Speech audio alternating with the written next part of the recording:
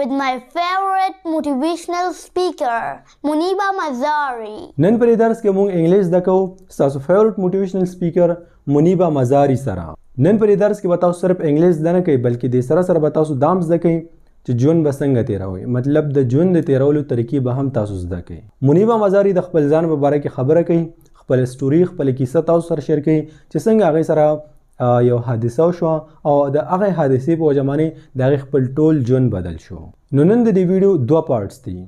اول به تاسو دغه سپیچ دغه تقریر دا به تاسو د پښتو ترجمې سره وګورئ په لومړني پارټ کې، او په دویم پارټ کې بیا موږ په دغه سپیچ کې چې څومره ایډوانس وکیبلري ده، مطلب الفاظ جملې همدغه شانې ګرامر دې ورکړي او سم چې ورکړي دغه ټول هر څه موږ بیا تاسو ته په دویم پارټ کې ښایو. نو د دې نه مخکې چې موږ دغه ویډیو سټارټ کړو او ستاسو زده کړې شروع شي، تاسو دا مهرباني وکړئ چې تاسو یو پین پنسل کاپي دا ځان سره راواخلئ، بلې کې چې کوم الفاظ جملې دي سم درته موږ ښایو دا ځان سره ولیکئ ځکه چې دې سره به ستاسو انګلیش لږ نه او ډېر زیات امپروو شي.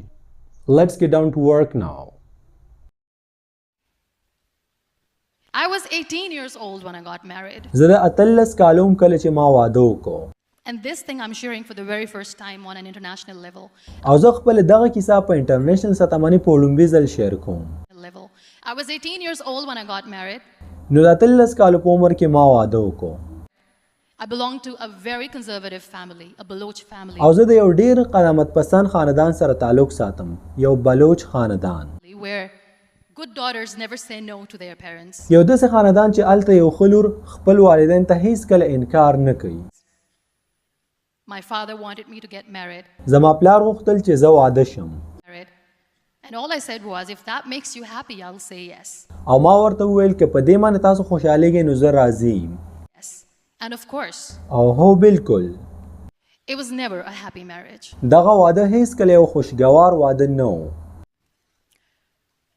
Just about after 2 years of getting married. د واده نه تقریبا 2 کاله وروسته. About 9 years ago. تقریبا 9 کاله مخکې. I met a car accident. ما په یو ګاډي کې اکسیډنټ وکړو. Somehow my husband fell asleep. زما خاوند اوده شو. And the car fell in the ditch. او ګاډی په یو کنده کې ورغورځېدو. He managed to jump out. په څه ناسه طریقه باندې زما خاوند د ګاډي نه بهر ووتو. Saved himself. خپل ژوند یې بچ کو. I'm happy for him. زه په هغې باندې ډېره خوشحاله یم. But I stayed inside the car. خو زه په ګاډي کې دننه پاتې شوم. And I sustained a lot of injuries. او زه ډېره زخمی شوی وم. The list is a bit long. د زخمونو دغه لیست لږ اوږد دی. Don't get scared. خو یریږئ مه. I'm perfectly fine now. زه اوس بالکل ټیک یم.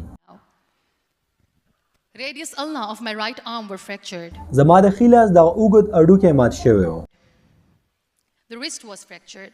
زما کلۍ ماته شوې وه. Shoulder bone and collarbone were fractured. زما اوږه ماته شوې وه او زما د کالر هډوکی مات شوی و. My whole rib cage got fractured. زما ټولې پښتۍ ماتې شوې وې. And because of the rib cage injury. او د پښتیو د دغه زخم په وجه باندې. Lungs and liver were badly injured. زما پېپړې او زما جګر ډېر سخت زخمی شوي وو. I couldn't breathe. ما ساه نشو اخیستلی. I lost urinary bowel control. ما د خپل یورینل بال کابو د لاسه ورکړی و. That's why I have to wear the bag wherever I go. په دې وجه باندې زه بیګ استعمالوم چېرته هم چې زه ځم. But that injury that changed me and my life completely. خو هغه زخمونه چې هغې زه او زما ټول ژوند مکمل بدل کو. 3 vertebrae of my backbone were completely crushed. زما د ملا د تیر 3 جوړونه په مکمل طور باندې میده شوي وو. Crushed. And I got paralyzed for the rest of my life. او زه د ټول ژوند دپاره مفلوجه شوم. So this accident took place in a far-flung area in the outskirts of a very small province, Balochistan. او دا حادثه د بلوچستان د یو ډېرې لرې علاقې په اطرافو کې پیښه شوه. Where there was no first aid. چې هلته هیڅ طبي امداد موجود نه و. No hospital, no ambulance. هلته هیڅ یو هسپتال نه و، هیڅ یو امبولانس نه و. I was in the middle of nowhere. In that toppled car. زه په یو سنسان او بیابان علاقه کې په دغه غورځېدلي ګاډي کې وم. Many people came to rescue. ډیر خلک زما د بچ کېدلو دپاره راغلل. They gave me CPR. هغوی ما ته CPR راکړو. They dragged me out of the car. هغوی زه د ګاډي نه راښکلم. And while they were dragging me out, او کله چې هغوی زه د ګاډي نه بهر راښکلم I got the complete transection of my spinal cord. زما سپاینل کارډ زما د ملا هډوکی مکمل طور باندې مات شو. And now there was this debate going on. او هلته اوس دغه بحث روان و And should we keep it here? چې آیا موږ دغه جینۍ هم دلته وساتو؟ She's going to die. هغه خو مړه کیږي. Where should we go? موږ باید چېرته لاړ شو؟ There is no ambulance.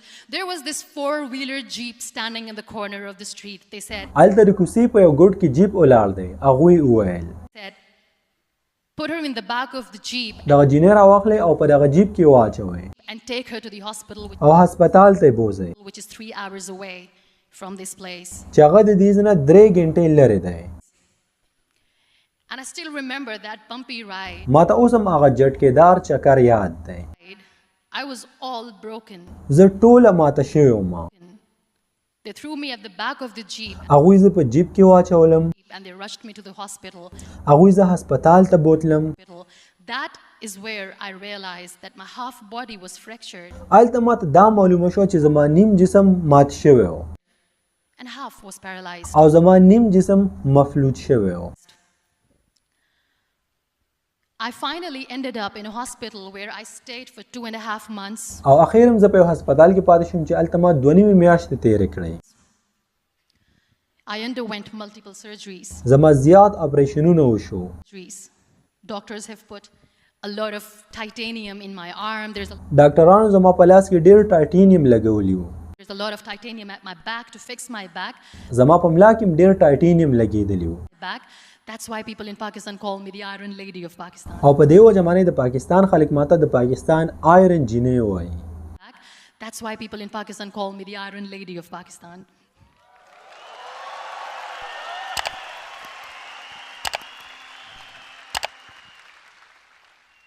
Sometimes I wonder how easy it is for me to describe all this all over again. کله کله خو زه دا سوچ کوم چې دا ټول هر څه زما لپاره بار بار ویل څومره آسان دي. And somebody has rightly said that when you share your story and it doesn't make you cry. چا حقیقت ویلی چې کله ته خپله کهانی شیر کې او هغه تا ونه جړی. Cry. That means you have healed. نو دې مطلب دا دی چې ته اوس ټیک شوی.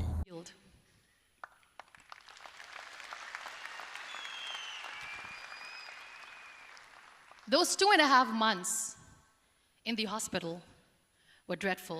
هغه 2.5 میاشتې په هسپتال کې ډېرې بدې وې. I will not make up stories just to inspire you. زه به د ځان نه تاسو ته یو کهانی جوړه نه کړم چې تاسو متاثر کړم. I was at the verge of despair. زه ډېره مایوسه شوی وم. One day doctor came to me. یو ځل د ډاکټر ماته راغی او ماته یې وویل. And he said, well, I heard that you wanted to be an artist. ما اورېدلی دی چې تا غوښتل چې ته یو آرټسټ جوړه شې. But you ended up being a housewife. خو ته یو هاوس وایف جوړه شوې. I have a bad news for you. ما سره ستا لپاره یو ډېر بد خبر دی. You won't be able to paint again. ته به دوباره د پینټ کولو قابله نشي. Because your wrist and your arm are so deformed, you won't be able to hold a pen again. ځکه چې ستا لاس او ستا کلۍ دومره اوښتې دي چې ته به بیا قلم اوچت نه کړې. And I stayed quiet. او زه خاموشه پاتې شوم. Next day, doctor came to me and said, په بله ورځ باندې ډاکټر بیا ماته راغی او راته وویل your spine injury is so bad, you won't be able to walk again. چې ستا د سپاین زخم دومره بد دی چې ته به بیا هیڅکله ونه ګرځېږې. I took a deep breath ما یو اوږده ساه واخیستله. and I said, it's all right. ما وویل چې هیڅ خبره نه ده، هر څه ټیک دي.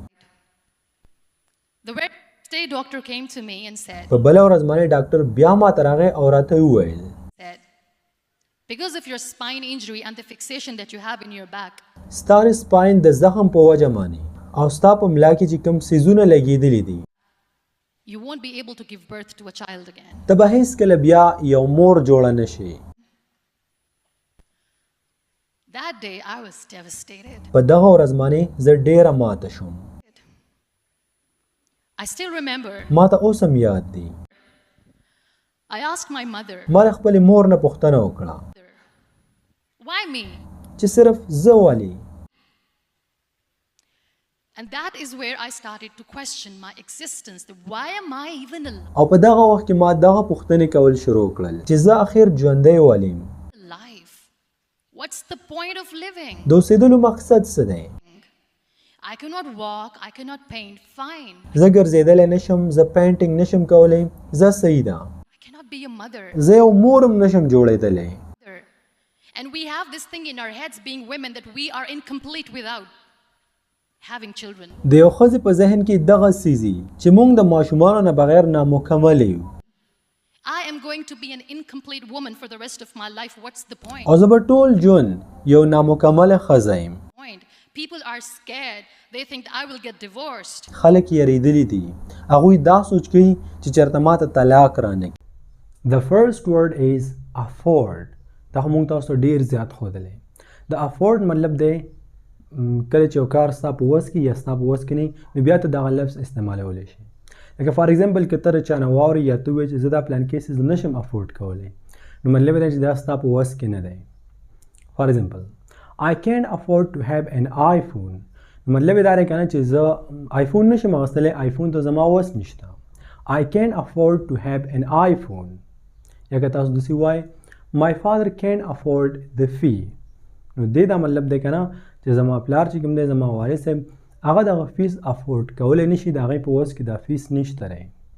I can't afford the fee of your course.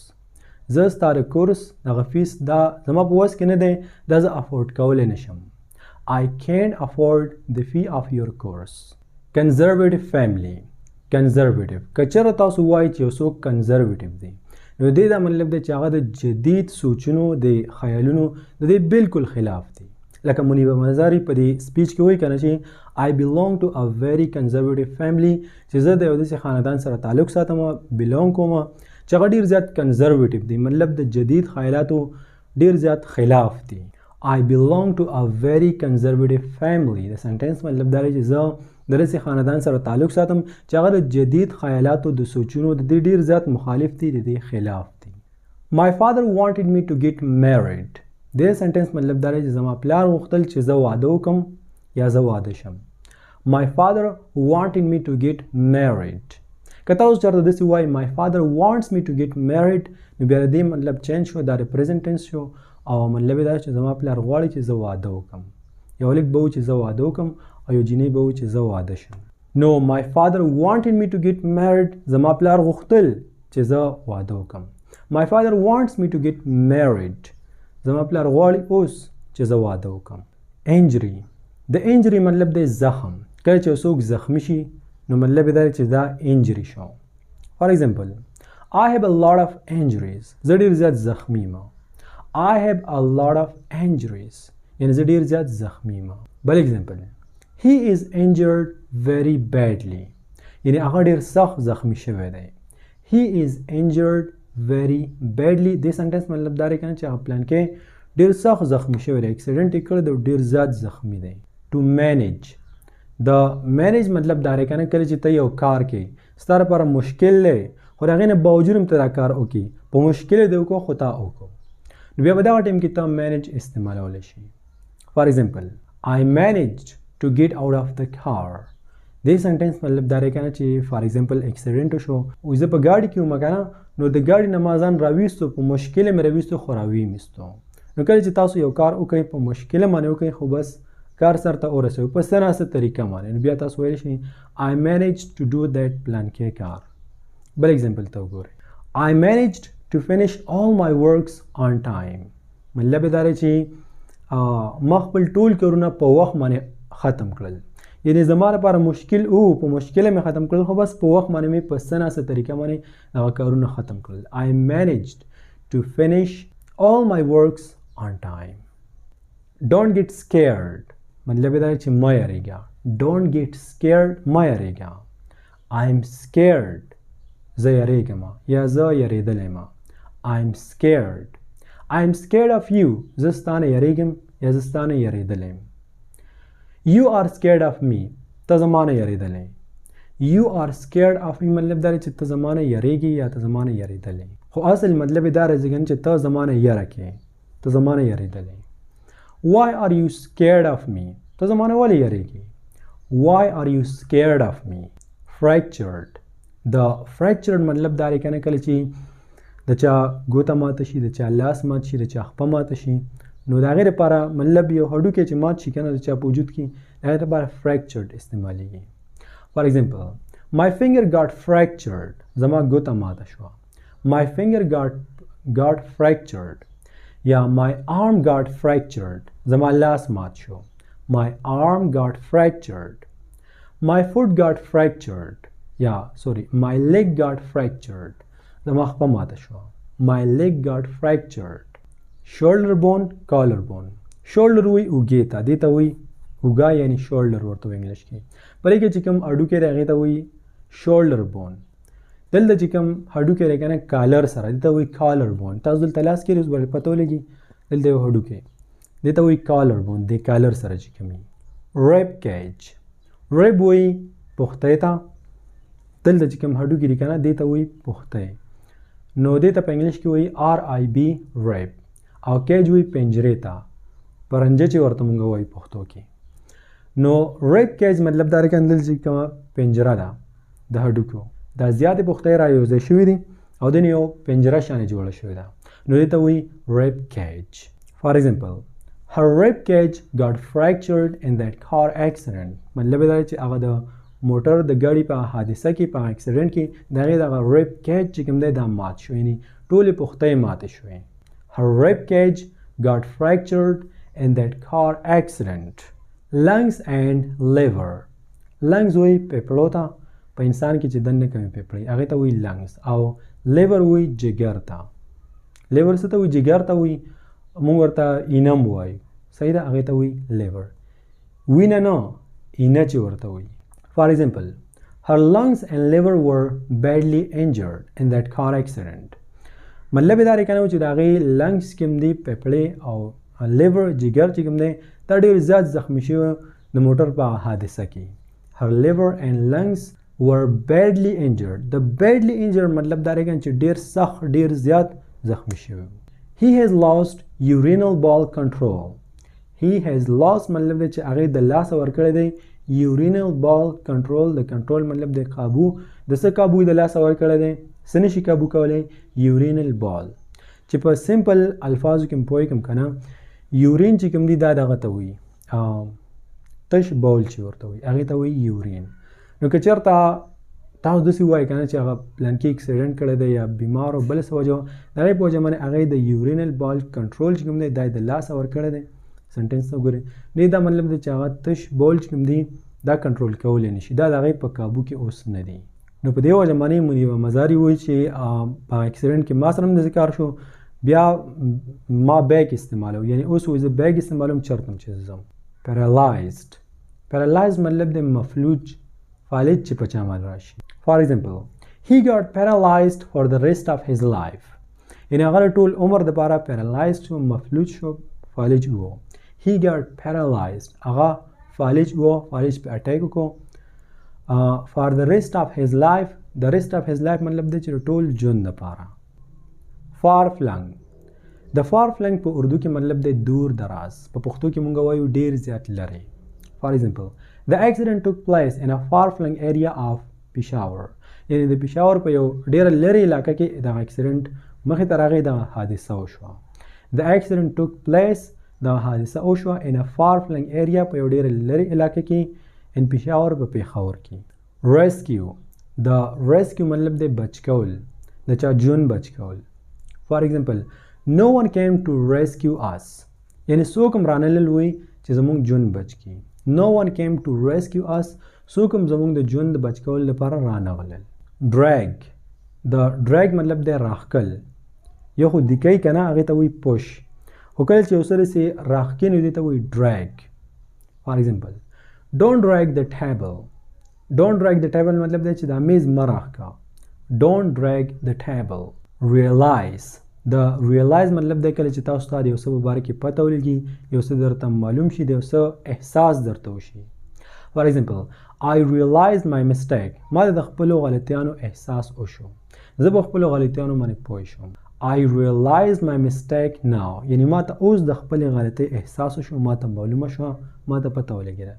mistake یو غلطي، mistakes زیاتې غلطیانې. to stay. د stay مطلب دی که نه په یو ځای کې stay کول، په یو ځای کې آرام کول، په یو ځای کې د څه وخته پورې پاتې کېدل. For example, our car broke down, so we stayed at a hotel for about 5 hours. زموږ موټر خراب شو، ګاډی هم خراب شو، نو موږ په یو هوټل کې یو 15 غنټې سټے وکړه، د یو 15 غنټو پورې ورکې پاتې شو. about 5 hours مطلب دی چې تقریبا 15 غنټې. heal. د heal مطلب دی ښه کېدل، کله چې یو زخم ښه شي هغې لپاره استعمالیږي heal. For example, how are your wounds now? ستا زخمونه اوس څنګه دي؟ How are your wounds now? My wounds are healed now. زما زخمونه اوس ښه شوي دي.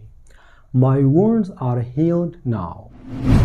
دا د منیبا مزاري یو موټیویشنل سپیچ و، خو دا یو کمپلیټ مکمل سپیچ نه و، ځکه چې هغه تقریبا 30 منټه یا 40 منټه دی.